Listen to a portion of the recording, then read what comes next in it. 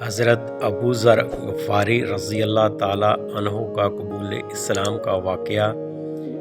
حضرت ابو ذر غفاری رضی اللہ تعالیٰ عنہ مشہور صحابی ہیں جو بعد میں بڑے زاہدوں اور بڑے علماء میں سے ہوئے۔ حضرت علی رضی اللہ تعالیٰ عنہ کا ارشاد ہے کہ حضرت ابو ذر رضی اللہ تعالیٰ عنہ ایسے علم کو حاصل کیے ہوئے ہیں جس سے لوگ عاجز ہیں، مگر انہوں نے اس کو محفوظ کر رکھا ہے۔ جب ان کو حضور صلی اللہ علیہ وآلہ وسلم کی نبوت کی پہلی خبر پہنچی تو انہوں نے اپنے بھائی کو حالات کی تحقیق کے لیے مکہ بھیجا کہ جو شخص یہ دعویٰ کرتا ہے کہ میرے پاس وحی آتی ہے اور عثمان کی خبریں آتی ہیں، اس کے حالات معلوم کریں اور اس کے کلام کو غور سے سنیں۔ وہ مکہ مکرمہ آئے اور حالات معلوم کرنے کے بعد اپنے بھائی سے جا کر کہا کہ میں نے ان کو اچھی عادتوں اور عمدہ اخلاق کا حکم کرتے دیکھا ہے، اور میں نے ان سے ایک ایسا کلام سنا جو نہ شعر ہے نہ کاہنوں کا ایک کلام ہے۔ حضرت ابو ذر غفاری رضی اللہ تعالیٰ عنہ کی اپنے بھائی کی بات سن کر تسلی نہ ہوئی تو خود سامان سفر باندھا اور مکہ پہنچے اور سیدھے مسجد حرام میں گئے۔ حضور صلی اللہ علیہ وآلہ وسلم کو پہچانتے نہیں تھے اور کسی سے پوچھنا شان کے خلاف سمجھا۔ شام تک اسی حالت میں رہے۔ حضرت علی رضی اللہ تعالیٰ عنہ نے دیکھا کہ ایک پردیسی مسافر ہے۔ مسافروں کی، غریبوں کی، پردیسیوں کی آپ رضی اللہ تعالیٰ عنہ خبرگیری، ان کی ضرورتوں کو پورا کرنا ان حضرات کی گٹھی میں پڑا ہوا تھا۔ حضرت علی رضی اللہ تعالیٰ عنہ پورا کرتے تھے، اسی لیے ان کو اپنے گھر لے آئے، میزبانی فرمائی، لیکن ان سے پوچھنے کی کچھ ضرورت نہ سمجھی کہ کون ہو اور کہاں سے آئے ہو۔ مسافر نے بھی کچھ ظاہر نہ کیا۔ صبح کو پھر مسجد آ گئے۔ دن بھر اسی حال میں گزرا کہ خود پتہ نہ چلا اور دریافت کسی سے کیا نہیں۔ غالباً اس کی وجہ یہ ہوگی کہ حضور صلی اللہ علیہ وآلہ وسلم کے ساتھ دشمنی کے قصے بہت مشہور تھے۔ آپ صلی اللہ علیہ وآلہ وسلم کو اور آپ کے ملنے والوں کو ہر طرح کی تکلیفیں دی جاتی تھیں۔ دوسرے دن شام کو بھی حضرت علی رضی اللہ تعالیٰ عنہ کو خیال ہوا کہ پردیسی مسافر ہے، بظاہر جس غرض کے لیے آیا ہے وہ پوری نہیں ہوئی، اسی لیے پھر گھر لے گئے اور رات کو کھلایا اور پھر سلا دیا، مگر پوچھنے کی اس رات کو نوبت نہ آئی۔ تیسری رات کو پھر یہی صورت ہوئی تو حضرت علی رضی اللہ تعالیٰ عنہ نے دریافت کیا، فرمایا کہ تم کس کام سے آئے ہو، کیا غرض ہے؟ حضرت ابو ذر رضی اللہ تعالیٰ عنہ نے پہلے ان کو قسم اور عہد و پیمان دیے اس بات کے کہ وہ صحیح بتائیں، اس کے بعد اپنی غرض بتلائی۔ حضرت علی رضی اللہ تعالیٰ عنہ نے فرمایا کہ وہ اللہ کے رسول ہیں اور صبح کو جب میں جاؤں تو تم بھی میرے ساتھ چلنا، میں وہاں تک پہنچا دوں گا، لیکن مخالفت کا زور ہے، اس لیے راستے میں اگر مجھے کوئی شخص ایسا ملا جس سے میرے ساتھ چلنے کی وجہ سے تم پر کوئی اندیشہ ہو تو میں پیشاب کرنے لگوں گا یا اپنا جوتا درست کرنے لگوں گا، تم سیدھے چلے جانا، جس کی وجہ سے تمہارا میرے ساتھ ہونا معلوم نہ ہو۔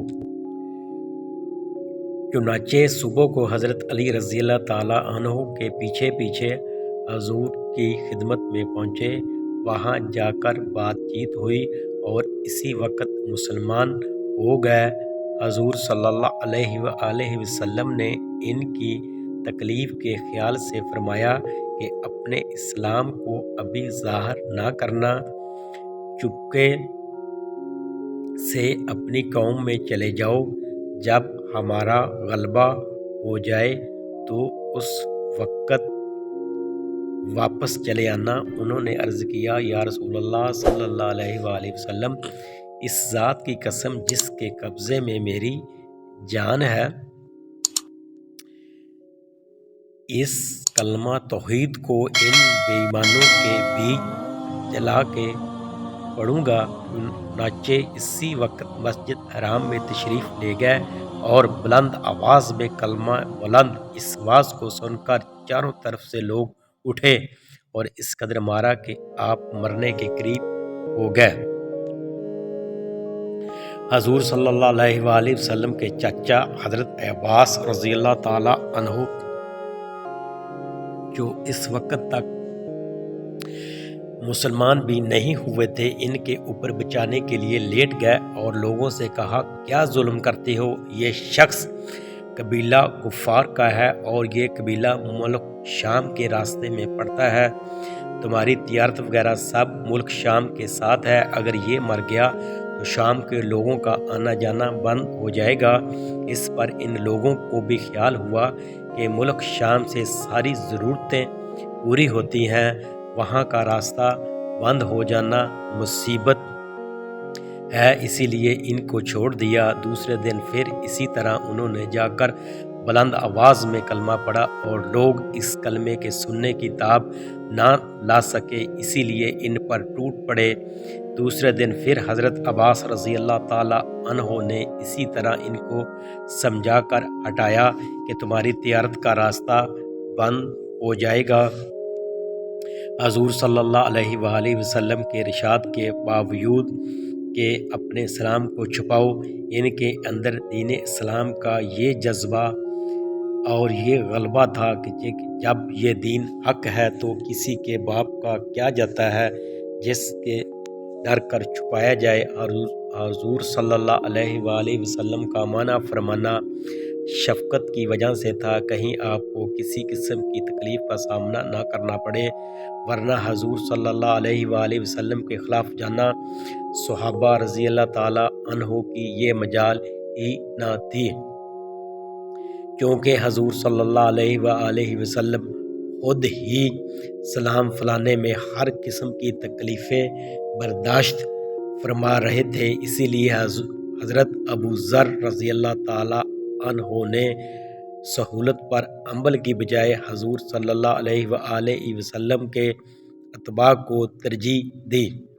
یہی ایک چیز تھی جس کی وجہ سے ہر قسم کی ترقی، چاہیے وہ دینی ہو یا دنیاوی، سبھی صحابہ کرام رضی اللہ تعالی عنہ کے قدم چوم رہی تھی اور ہر میدان میں ان کے قبضے میں تھا۔ جو شخص بھی ایک مرتبہ کلمہ شہادت پڑھ کر اسلام کے جھنڈے کے نیچے آتا تھا، بڑی سے بڑی قوت بھی اس کو روک نہ سکتی تھی اور نہ بڑے سے بڑا ظلم اس کو دین کی اشاعت سے ہٹا سکتا تھا۔ دعا ہے کہ اللہ تعالی ہم سب کو صحابہ کرام رضی اللہ تعالی عنہ کے نقش قدم پر چلنے کی توفیق عطا فرمائے، آمین۔